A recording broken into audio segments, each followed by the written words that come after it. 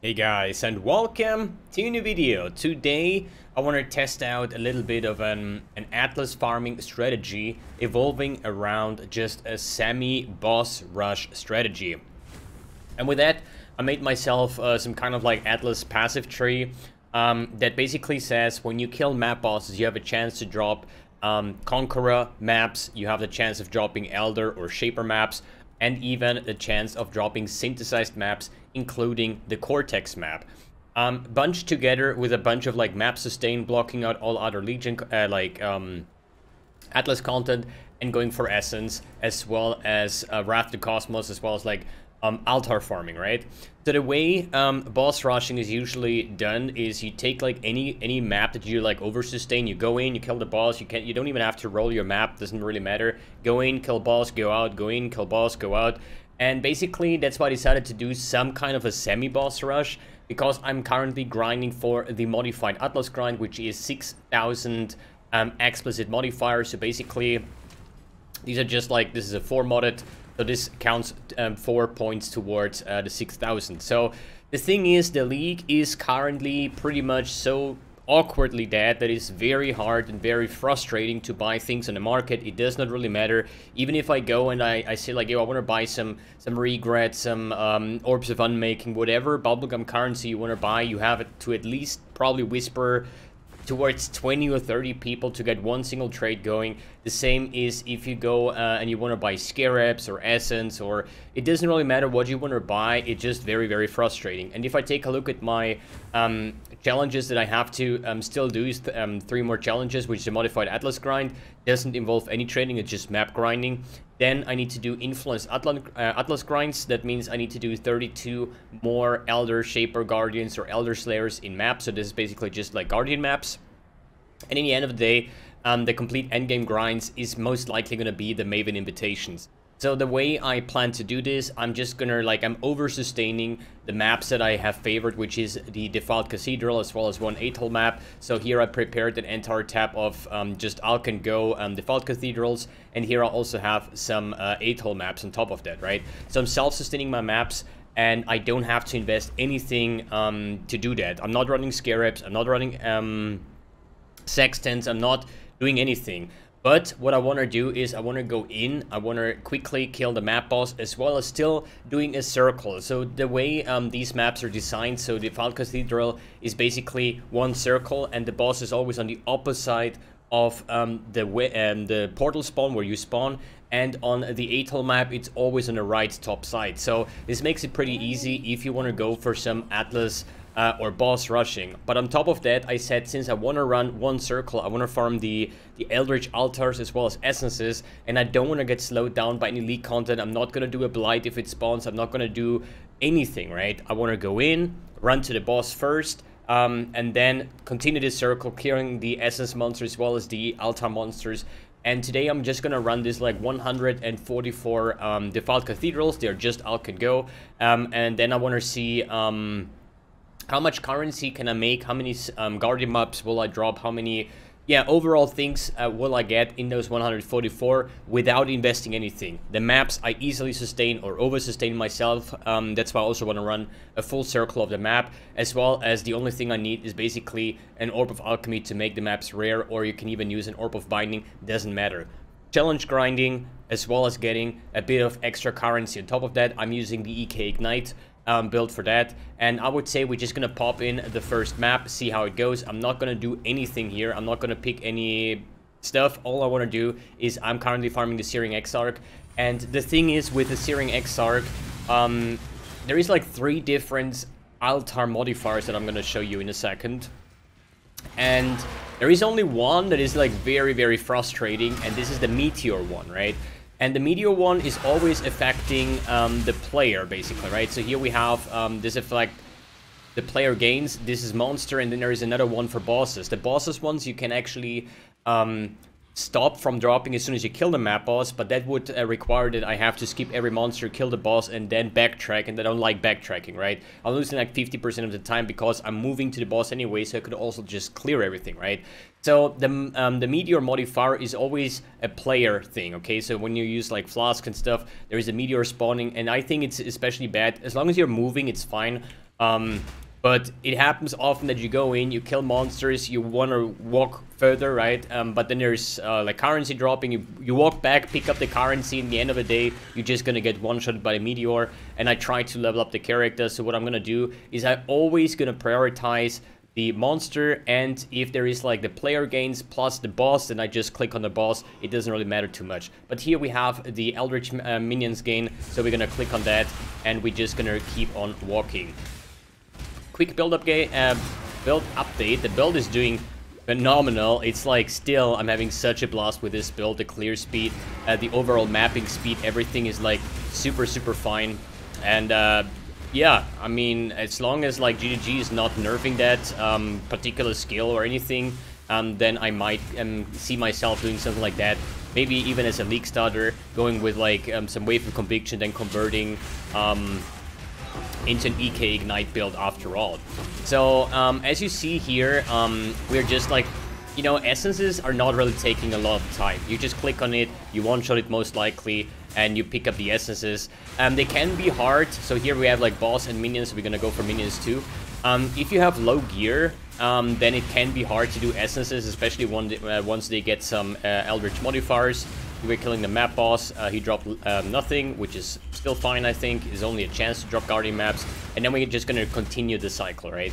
So if you have like a lower investment, then I would probably skip the essences overall, because they can get very frustrating in the terms that with a bad combination of Arch Nemesis modifiers, they can become very strong, and you probably just have to skip them. But other than that, as you see, we're just picking up a bunch of Eldritch currency, always going for the minion buff here, just to not read through it, not wasting time, and not mistakenly click on one of these meteor thingies, right? And the reason why I want to farm the Defiled Cathedral and the Atoll map, Atoll is actually the better layout, basically. You're reaching the boss way faster. But on top of that, oh, that's a lot of Eldritch currency, man. They're selling like really good. You know, there is the Apothecary card as well as the Enlighten card and like a bunch of other things that you can get through Defiled Cathedral. I'm still not having found a single Apothecary card, which is kind of sad. But, you know, I still believe that at least one single card. So this is basically our outcome here. I do have everything in separated tabs over here, so everything that I find will be split towards, and after I'm done, here's my dump tab with like 50C or something, right? And after I'm done with all these maps, Alken Go style, I want to give you guys just the quick overview on how many Guardian maps did I drop, how many synthesized maps, how many overall currency did I get by just doing Alken Go without worrying about anything, without rolling sextants, without rolling any scarabs and stuff like that. One quick little tip here, if you want to go for the fast map rolling, so there is this like Path of Exile regex thingy, and I'm gonna give you guys a link in the description below. So if you go to map modifiers here, you have here a list, and with all the map modifiers that you can have or not have, just put in the minimum quantity and stuff like that. I choose to go with a non-reflect, no regen, less recovery rate, non-curse aura effect, as well as chance to avoid elemental ailments. This is the modifiers that I do not want to have. So you just click on them, right? And then you say here copy, and then you just copy paste this into your map tab, and every map that fits the parameters will actually light up. So if I'm just going to take here a couple chaos and spam that, like, so here this one turned gray, so that means this map has one of the modifiers that I actually don't want to have, right? So over here it would be reduced effect of non-curse auras from his skills. So if you just pop in a full tap all of maps, you rare all of them, you take a bunch of chaos, you put in the regex here, and then you just chaos spam through until all the maps line up, and that means that all of these maps are now safe to run for your build. None of these have like Ailey Reflect or whatever you put in, and I think this is like, takes like 2 minutes to roll an entire tap. This was a lot worse in the past. So yeah, guys, then I would say I'm gonna run all of these 144 maps. I'm gonna give you guys an estimate how long did it take, what did we find, and if this is a valid strategy to farm. At the end of the day, it's gonna be good anyways, just because I have absolutely no investment and all I do is gain currency. It's just a question how much, and this is actually a valid strategy to farm. Alright boys, then see you in a bit. Alright, I am done with farming 144 defiled cathedrals in the Alken Go style, using this like Atlas strat, just farming Conqueror maps and stuff, right? And I'm actually pretty surprised. So, first of all, the maps are pretty fun to run, in my opinion. It's just like you don't worry about anything, since we did block all of the content here, right? So it's literally just go in, blow up monsters, kill the boss, get some Guardian maps, you know. It actually felt pretty good. I had a good time farming those maps. Sorry.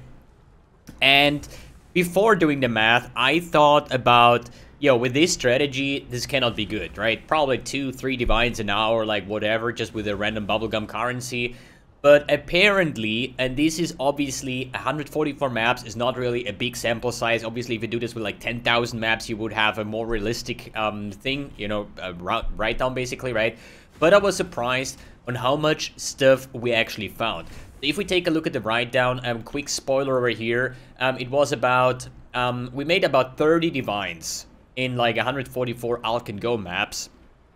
And if we count in, this is based on your build, like my build, I did record like stopwatch about 15 or 20 maps out of the 144, and I always had like a 130 clear to a 145 clear, so I said like, it's probably a 145, and then multiply that, and it's about a 4-hour session to actually run those 144 maps.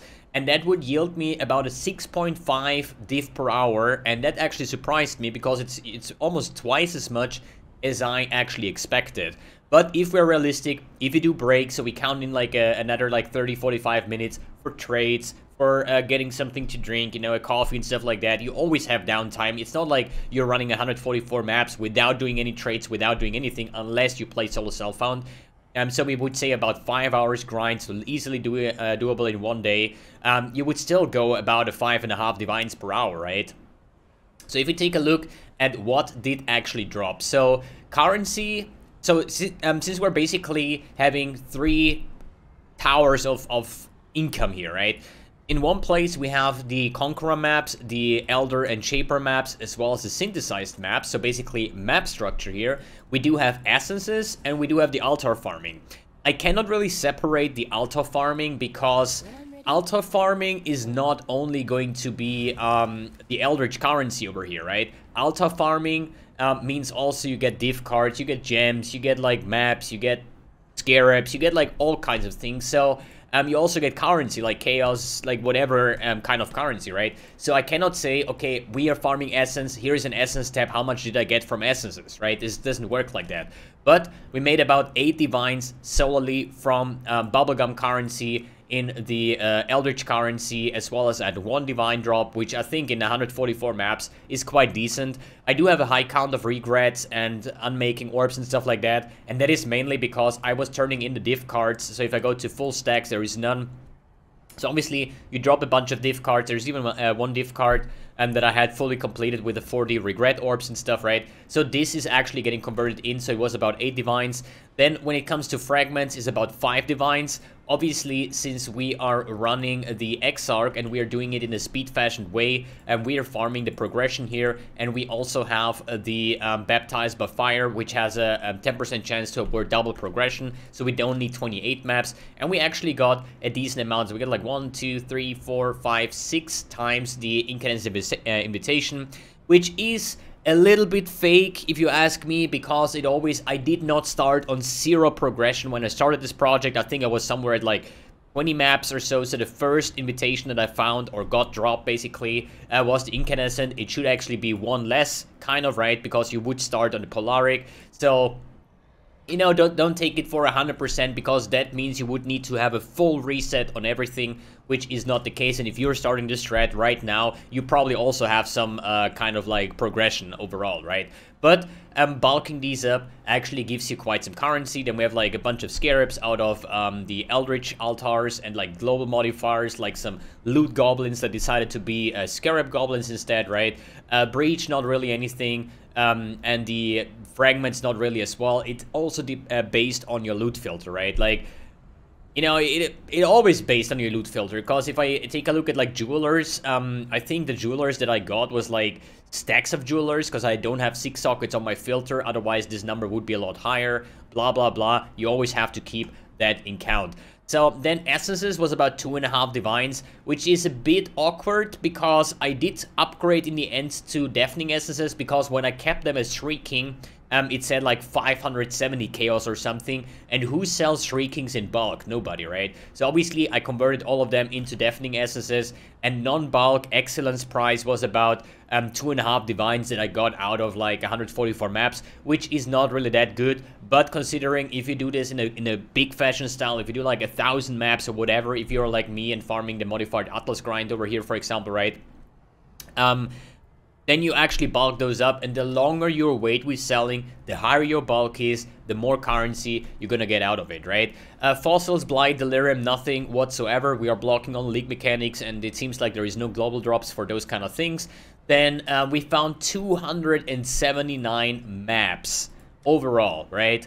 279 maps out of 144, so pretty much getting every map, we get 2 maps back, right? And if we say like how much is like actually high tier, I actually summed them up. So tier 14, 13 is above tier 12, right? So when it comes to tier 16, this is the majority of the maps that you're getting. And if you're wondering, did we sustain the maps? No, we did not, because we got about, I think it was like 60 defiled cathedrals back, but we also get a lot of atolls just because we have 11 times defiled cathedral, and it's more likely to drop connected maps, so we get a bunch of atolls. So the next thing that I would do is preparing an atoll tab and run those, and probably get like 100 defiled cathedrals back, and then we can go into defiled cathedral again, farm those, go back to the atoll map, and so on and so forth. And I think like for a strategy that absolutely has no investment, you have your map and your alchemy basically, and maybe you add a couple of chaos to just reroll reflect or something, so that is calculated in, because I had to take something. Even though I farmed all of these maps myself, I still have to value my defiled cathedral map as well, right? The same way as I did in like actually pricing the maps. I said like, you know, for all this low tier or mid tier is 1 chaos a piece, and then you go up to like 3 chaos for like T14, 15 maps, up to 4 chaos if you farm like tier 16 maps, right? Not every map is the same price, but I have to start somewhere. And I think overall about 5 divines just from the pure map sustain. So now comes the interesting part. How much did we actually make from Guardian maps, synthesized maps? It was about 8.5 divines. So the majority of my income here, D&D, clear, and probably that's sold.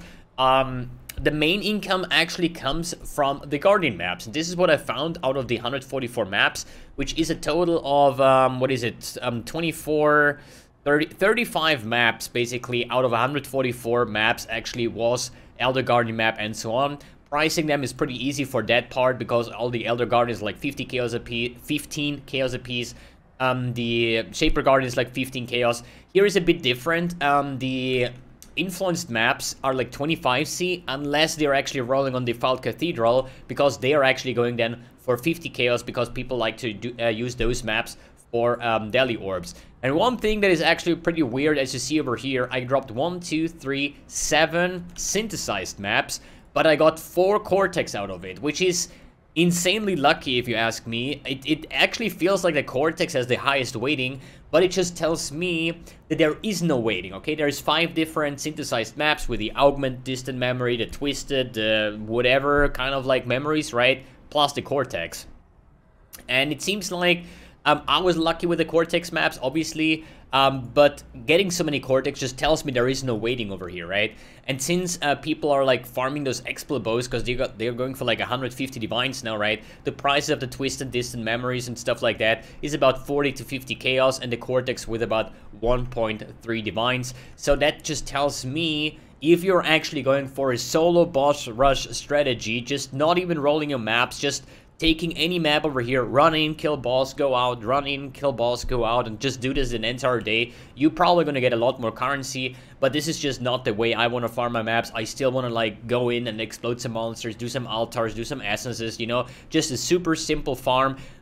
I personally really enjoyed this kind of journey, and it actually gave me like about like what is it, like 5 to 6 divines on top of my farming challenges. So I personally can definitely recommend that. It is even a solo self-on strategy, right? Like, you know, you're self-sustaining all your maps. You need an alchemy to roll your map, so there is no sextant rolling, there is no scarabs, there is nothing, right? And still being able just with alchemy go to like 5 to 6 divines an hour is actually pretty cool. Obviously, some people are more lucky, some people are less lucky. You know, having 4 Cortex maps, I would say, is pretty lucky. In the other hand, only having 1 single divine drop in 140 maps is, I think, unlucky. So eventually, at some point, it definitely evens out. And I think this is actually was so enjoyable that I'm gonna continue doing this until I have all my modified Atlas grinds done. I think I'm actually gonna do this again. Just I want to add some magic find. I think that's like the next kind of thingy. As I said, small little map project kind of, right? 1 tap. What do we get? But this time around, I want to try to get a little bit of magic find. I don't want to go all out of magic find, but I think like, I know, gold rim boats, double Venter's Gamble, maybe the Corundum flask or whatever, the magic find flask, right?